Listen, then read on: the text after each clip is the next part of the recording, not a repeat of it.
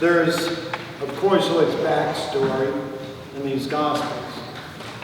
But isn't it interesting that all four Gospels feature essentially the same sequence of events?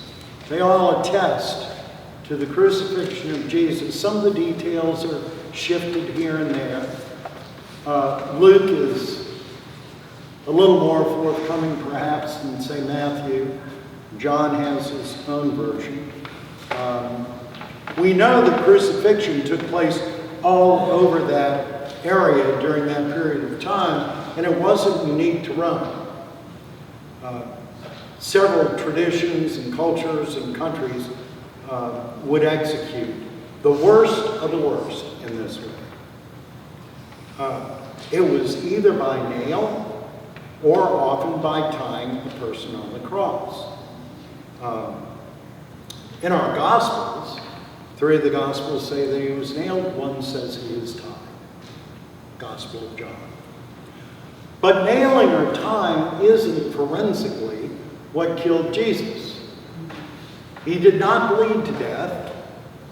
He suffocated. You see, forensically, when you are strapped like this and your weight, I'm standing on the ground, and your weight holds you in that place, it's very hard for you to exhale. Your diaphragm doesn't work. Try putting your arms up like this, breathing out. You can feel the tension in your diaphragm. So what would happen over an excruciating amount of time, in Jesus' case, 3 hours on the cross, 3 hours. And all 4 Gospels attest to this. What would commonly happen is they would break the legs of the person being crucified so that they can no longer raise themselves up to inhale. In the Gospel of Matthew, he makes note that his legs were not broken in fulfillment of the suffering servant. Isaiah plays a role in all the Gospel. Isaiah presents to the Jews this imagery of what we call the suffering servant.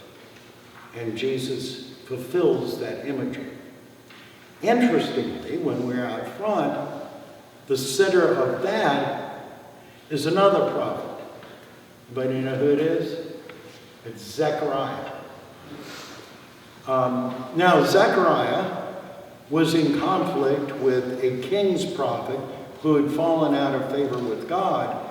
And part of the questioning or the proposal that this other prophet made is, let's blindfold him and see if he can tell the truth. Who's touching him? It's kind of like Herod the Great talking to Jesus, hey, walk across my swimming pool. And the same thing happened to Jesus during the Inquisition with the Sanhedrin, which we did not hear today. You will hear that on Good Friday. Jesus is blindfolded, people would poke him. They made all sorts of accusations. What is unique in Luke is Jesus does not respond to any of them. He is silent. And the picture that Luke wants us to have is of Jesus as a prophet. You hear he talks about going and getting a colt, and a colt's there. So that's a prophetic imagery used in Luke.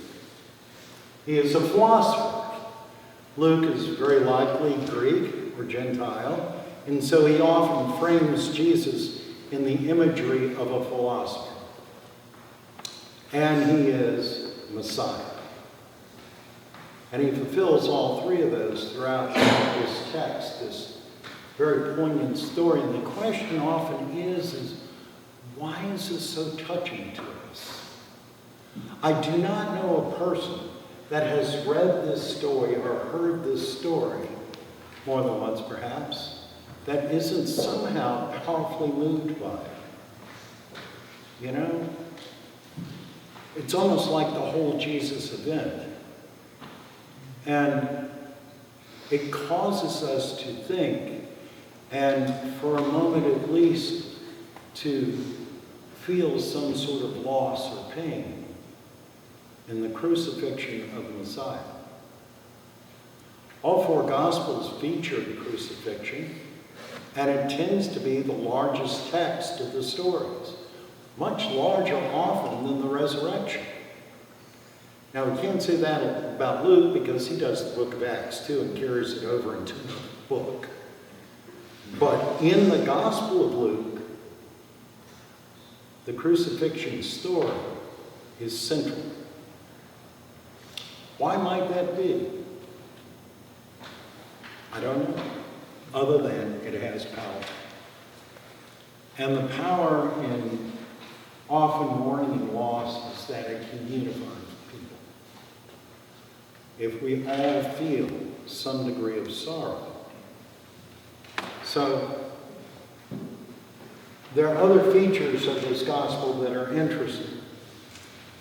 Luke, remember, is very concerned with the role of women in the Jesus ministry. That tends to be suppressed in Matthew and Mark and even John, although they do play a little bit of a role in John. But in Luke, they're a prominent role. Did you hear that the women of Jerusalem, his disciples, who had followed him from Galilee, this last part when he talks about women twice, there's a second group of women, they had followed him from Galilee throughout his missionary journeys to stand and bear witness to the crucifixion of Jesus. And what we know is they will also bear witness to the resurrection. So there's that. Simon of Cyrene, he was part of what was called the diaspora. And so he was a Jew living far away from Israel, Judea. And he journeyed for the Passover there. And by taking up the cross, he follows Jesus. And in following Jesus, he becomes a disciple of Jesus. Just as the people who now are no more gleefully proclaiming crucifying him, but are going to see what happens there, follow largely in silence. Luke has an interesting tension. Luke squarely looks at the Sanhedrin, the Pharisees and the priests, the well-to-do, the powerful, the wealthy, as the essential feature of crucifixion, not the mob. Interestingly, also, you'll notice that Pilate finds Jesus not guilty and innocent how many times? 3 times. The same with Herod the Great, or Herod Antipas, who was, we know, historically bloodthirsty. We know that Pilate was violent from other sources, and both of them found no treasonous act in Jesus that would cause him to be killed. But the powerful people incited the mob. Now, we've seen that throughout history. That's nothing unique. The great mobs of the French Revolution were incited by people like Robespierre and what was called the Directorate. We saw riots in the United States, some over race, some over the Vietnam War, but I'm old enough to remember those riots. Not too long ago, we saw riots in Seattle. We saw great marches. Those marches, while we like to think were completely organic, were usually stimulated by someone with voice. So I'm not saying that marches and riots are always bad, but I am saying that in this case, and who got the people, the rabble, stirred up? The powerful, the rich, those who were afraid of losing power. And essentially, in Luke's gospel, which also differs a bit, Pilate hands Jesus over to the mob. I've had it, enough's enough, I'm out of here. Here he is. Barabbas, you free, Jesus, you go with it. that lacks a lot of the beating and the scourging and the crown of thorns that we find in other gospels. But they all agree that the temple curtain is torn. There's a lot of symbols that we can attach to that God is now accessible to all people, that the separation between God and God's people is now torn apart. There are many other interpretations for it. That's one, that's my favorite. It's the one I can remember right now.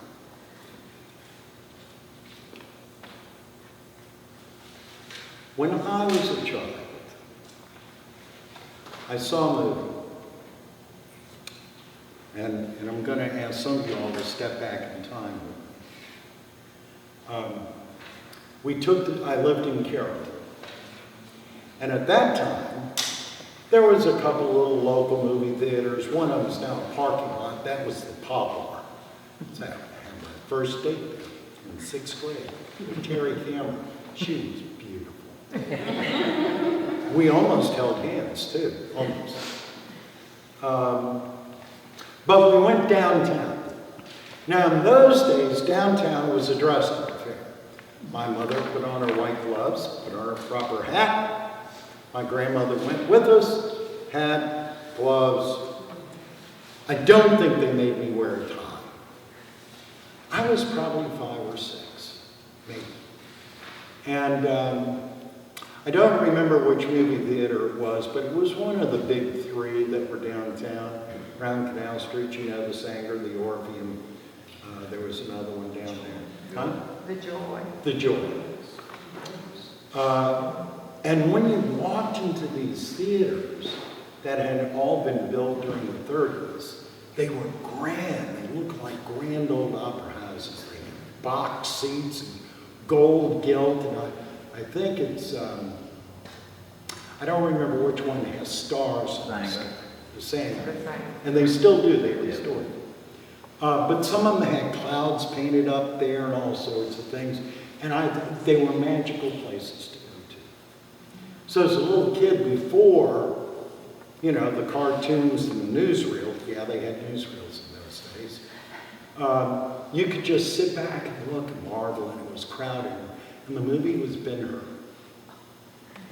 Now, it was a remake of a silent movie, Ben-Hur. It starred Charlton Heston as Judah Ben-Hur, kind of ironic. And he was in his prime, handsome.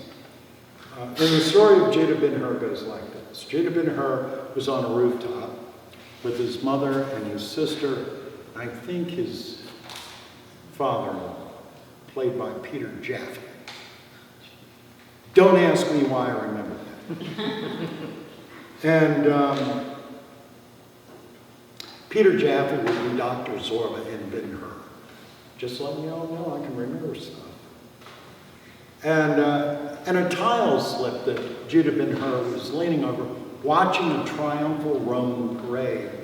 And I don't know if he killed, but he certainly injured one of the centurions. And he was immediately arrested for that, tried, and sent to the galleys to row in a trial. Eventually, Judah Ben-Hur, through all sorts of miraculous circumstances, ends up in the Colosseum, in the famous chariot race. And it was famous. There's 6 horses and